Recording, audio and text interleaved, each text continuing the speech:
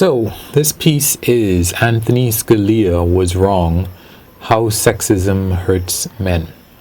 Now, where I'm coming from is, to put it as simple as possible, I think that, well, Anthony Scalia, one of these U.S. Supreme Court justices, I remember that he said in a particular case, I think it had to do with affirmative action, and he was saying that if minority students could not perform that well at Ivy League schools, that they might be better off at a school closer to their level. That was his idea, that maybe they shouldn't overreach, I think is the point of view. Meaning perhaps that minority kids, college students, for example, maybe they didn't have as much preparation for a particular school. So don't, like I said, don't overreach. But my point of view is that maybe these schools don't provide the necessary support for students in general, not even minority students. I think that just because someone can't hack or take the particular test that you have determined is the standard, it does not mean that your test is actually even correct. That's my line of thinking. I'll give you why I say this. I was talking with a friend of mine, and it was basically about women. And he was saying, well, women can't fulfill some of the requirements in the Marines, for example. Or I can't remember which else, maybe the SEALs or something like that. So maybe women should not be there. They shouldn't bring down the standards of the SEALs or the Marines in order to just accommodate women. That will mean lowering the quality of what you get as a result. And I can see the positive side of that, but I can also see the negative side of it, which is that, let's say you say something like, okay, women are really, everybody, whoever it is supposed to be able to carry on their back for 2 miles, 70 pounds, right? Because you say that is the gear that we expect all of our SEALs to carry for this amount of this, whatever distance it is. Who came up with that? Who came up with the idea that someone is supposed to be able to carry that for, 2 miles? What is that based on? Is it based on the things that you want the SEAL to be able to carry? Who says that those things are really necessary?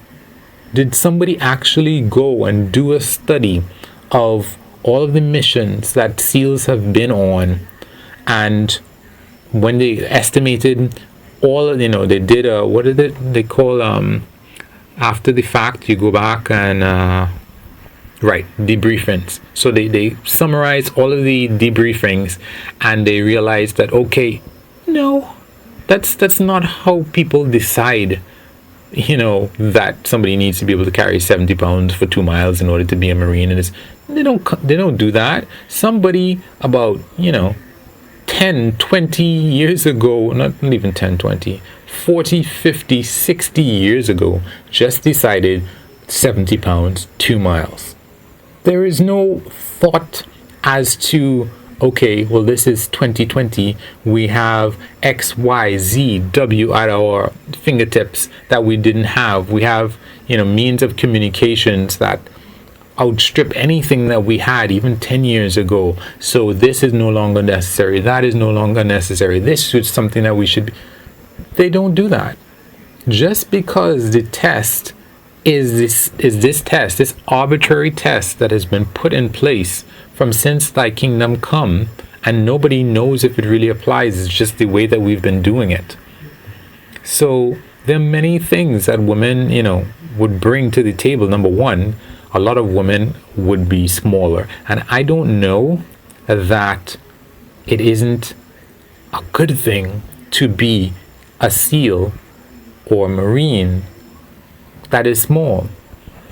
Or let's look beyond that example. Let's go back to Scalia.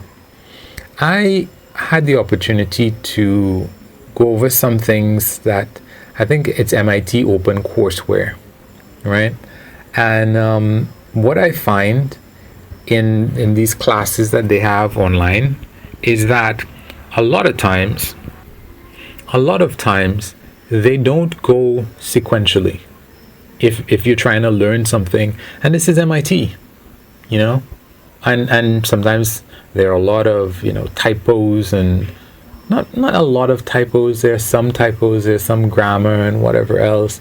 And, you know, I point them out to my friends, and one of my friends in particular is like, you know, I think you're being a little bit too hard on them because, you know, everybody makes mistakes kind of thing. And I'm like, there are about 7 billion people on this planet, right? And MIT is supposed to be like the school, or one of the schools, technical wise, science wise, that people aspire to on this planet. 7 billion of us, of the people in the know, all of them would want to go to a school. If they're that inclined, if they're engineering or science inclined, all of them would probably want to go to MIT. And they are going to have these grammar mistakes and whatever else, spelling mistakes. And I mean, I don't know what point my friend was making, but it's one of the two. Either this is one of the, not one of, well, it's got to be the top between Caltech and MIT, at least for myself, that I think of. If you want to be recognized, that's one of the schools that you go to, MIT and Caltech. And anyway, let me just make that as short as possible. They shouldn't have any errors, because I can see those errors. And if they had a system in place to report the errors, then the person who comes tomorrow would never see those errors. They don't have something in place to do that. Anyway, that's aside from the point. But my point is, when I'm going through the material, I realize that they make some, instead of going A, B, C, D, all the way to Z, sometimes they'll go A, B, G, like L, M, N, O, T. They'll just jump. And it's not like you can't follow it, but it's like in the working. They will just leave out a bunch of steps in the working. And again, for me, this is MIT. You know, this is one of the 2 top science engineering schools in the entire world, right? So I don't expect to see like stuff like that. But if the idea is that these minority students are coming into MIT and they encounter, you know, 3 or 4 letters are missed out, it's all well and good to be like, well, everybody else gets it. Who says everybody else gets it? Everybody else could stumble in the same way that I am stumbling, trying to fill in the gaps between the, you know, the working that was left off. And I'm not talking about stuff where they say, okay, well, we'll leave this working to you to do as an exercise, which I find to be pure laziness. I don't know why anybody would say that, but I'm not talking about those parts where they intentionally leave stuff off.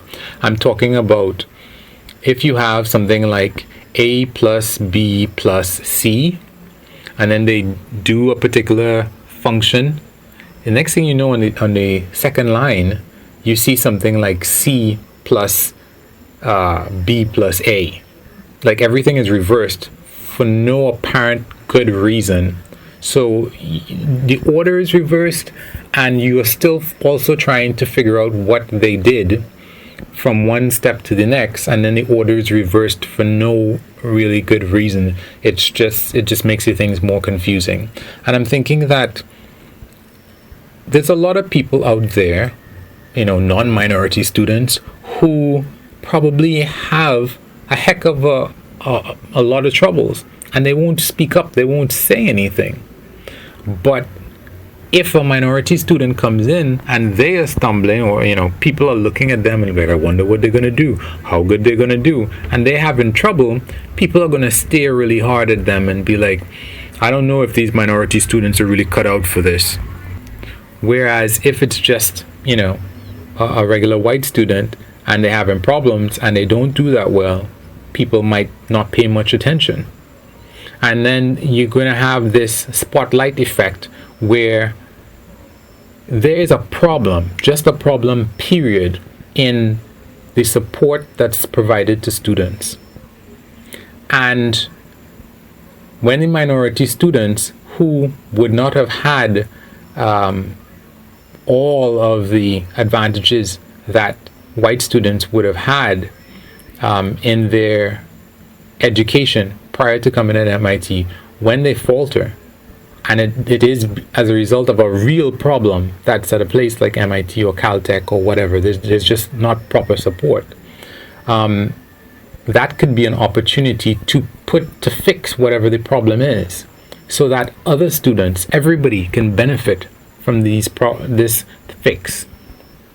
But instead, it's just like, okay, we'll just leave the system in place, and clearly these minority students are not cut out for this. They're fine. They're fine with it. They're just encountering a real problem that other students maybe are able to scrape by with, and people are just thinking, oh, well, it's a minority student issue, when it's not. It's an everybody issue. Just other people managed to get over that hurdle because of their previous support, but it was a problem. It was a problem that needn't be there, needn't continue to be there. So, and that's where I think that sexism hurts men, because I'm sure there are a lot of male-dominated jobs with a lot of problems. But when a female comes in or encounters a problem in that field,